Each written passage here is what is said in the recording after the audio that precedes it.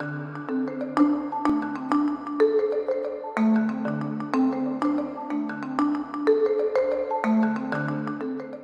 thank you very much for joining us, Arunabha Ghosh. Arunabha is the CEO of the Council for Energy, Environment and Water, but has been involved in many recent innovations around environment. And one of the ones we're particularly interested in for IID is the lessons 10 years on of the International Solar Alliance, which was first announced, I think, about 10 years ago by Prime Minister Modi. And perhaps you could start off just by telling us a little bit about how that worked, what problem it was designed to solve, and how you and others thought about creating something which was simultaneously a treaty-based organization, but also very much focused on practical action. Thank you, Geoff, for having me as part of this conversation. I think the end of your question also reveals the answer. Traditionally, we used to have institutions that would be focused a lot more on getting negotiations done and leave implementation and the enforcement of whatever was agreed to the member states, whatever that regime is. But increasingly, we noticed over the last few decades that it was in the implementation where a lot of the challenges were arising. So what were we trying to do differently with what then became the International Solar Alliance? In one sentence, the idea was to ensure that money flowed to where the sun shines the most. The sun shines the most between the tropics. Therefore, logically, that's where most of the deployment of solar energy capacity should occur. However, when we were conceptualizing the International Solar Alliance, there was just, I think, one country in the tropics that were in the top 10 countries of leading solar deployers. So clearly something was wrong. What was needed, therefore, was a focus on removing the implementation barriers while doing it in an intergovernmental way that gave confidence to the small and the large. And also developing something in the form of a bridge between the North and the South. So, number one, the International Solar Alliance was co-created, co-announced, co-founded by two countries, India and France. Number two, it ensured in its core design that any program required at least two countries to come together and propose. This ensured that it was right from the beginning a partnership model. Number three, the focus was on reducing the cost of capital. This is why money was not flowing to where the sun shines the most. And therefore, the ISA was not about becoming a bank, but it was about aggregating the projects across different countries so that a larger portfolio could be offered to larger investors. The fourth was a lot around building the capacity. So an entire program developed under ISA to build capacity to understand solar, to develop the policies around it, to develop the market design around it, in order to prepare your countries to be ready for that kind of investment.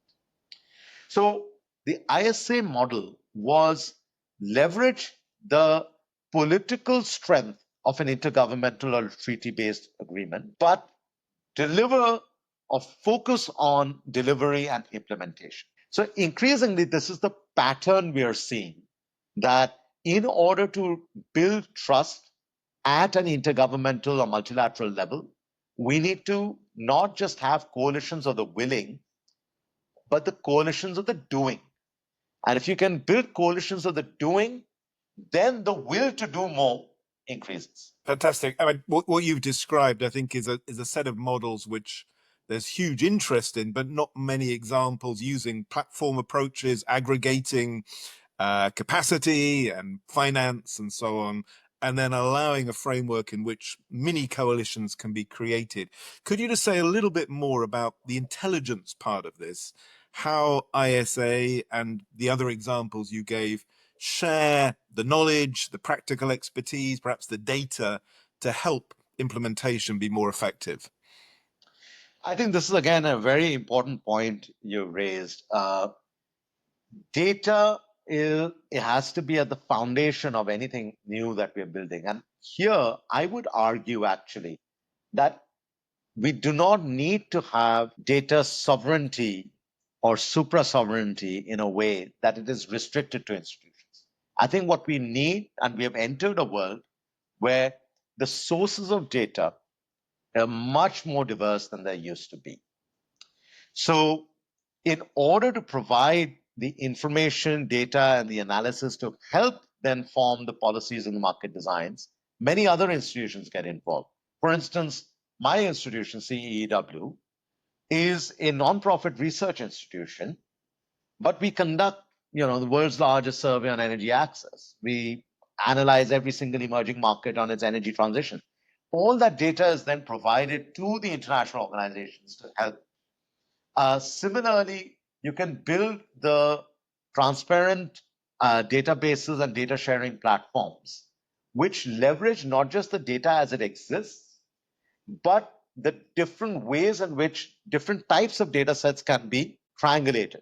So often what happens is traditionally, again, international organizations relied on government supplied data, right? And that remains an official source of data, whether it's energy or healthcare or education or whatever. But what has happened now is that you also have alternative surveys that are conducted. You have satellite-based data that can serve as a proxy for many things. You have AI tools that can help you have better predictive capacity.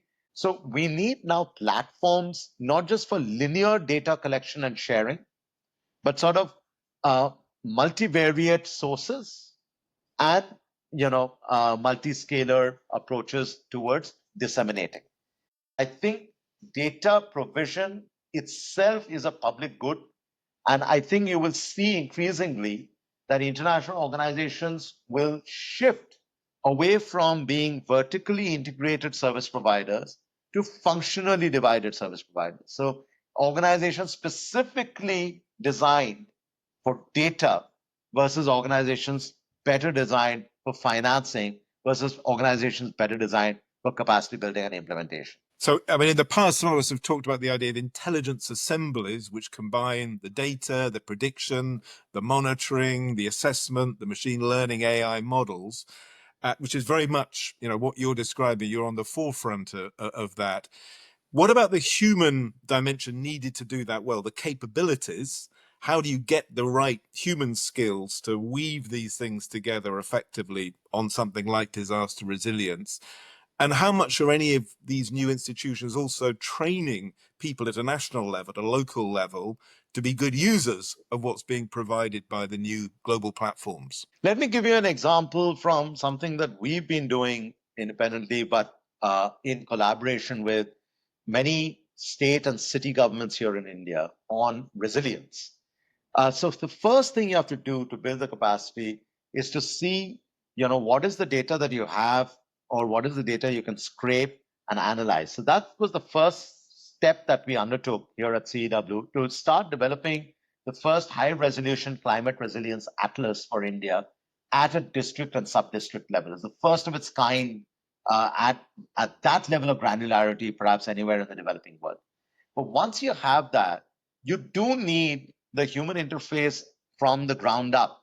So we have developed, for instance, a neighborhood by neighborhood heat and humidity action plan for a city in India, which requires us to then work with local officials who have a much better understanding of the administrative capacity. So working with them helps us then take our top-down analytics and marry it up with the bottom-up wisdom to then have a much more equity-focused, gender-focused lens towards building resilience to, say, heat or urban flooding or agricultural crop losses. Once you start doing it that way, then you can crowd in other types of entities that have capacity. So, for instance, an insurance company will always be better equipped to take the data that you've developed and convert it into an insurance product, say to protect farmers against vagaries of climate change. So I think, again, the point I'm trying to underscore here is that the institutions of the future will be in part sort of minilateral, sort of sector focused, but they will also be functionally divided. And the best institutions will be the ones that are able to play a good coordinating role across the vertical and the horizontal divisions of labor. So fantastic. A final question, perhaps a message for the hundreds of innovators who'll be gathering in Istanbul and taking part online. We've been looking at examples like ISA, but also at chief heat officers in cities. So Mhm. this kind of mesh approach where you link the Yes. vertical and horizontal seems absolutely key to the future. What would your message be to the innovators? Where should they be looking, and what design principles perhaps to follow for the future on other topics? Well, the first design principle I would say is that we need to think about co-development of the solutions. And what do I mean by this? Often we think about these solutions in a linear way, that somewhere, usually in the developed world, an innovation will occur.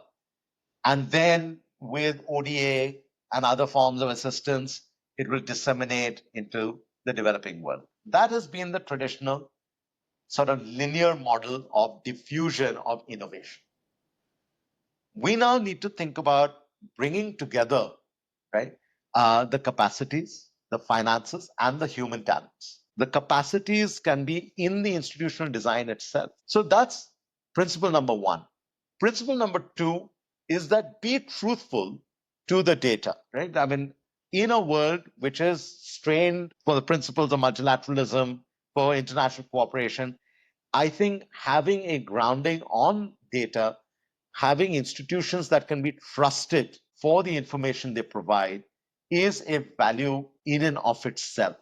And the more institutions are able to leverage information in a manner that helps to build trust, that really becomes the sort of leitmotif of designing institutions of the future. The final thing I would say is there's a difference between inclusion and voice. Inclusion is an invitation. Voice is actual participation. And often we make the mistake of pandering to just check the box exercise where we design institutions, design platforms, design deals.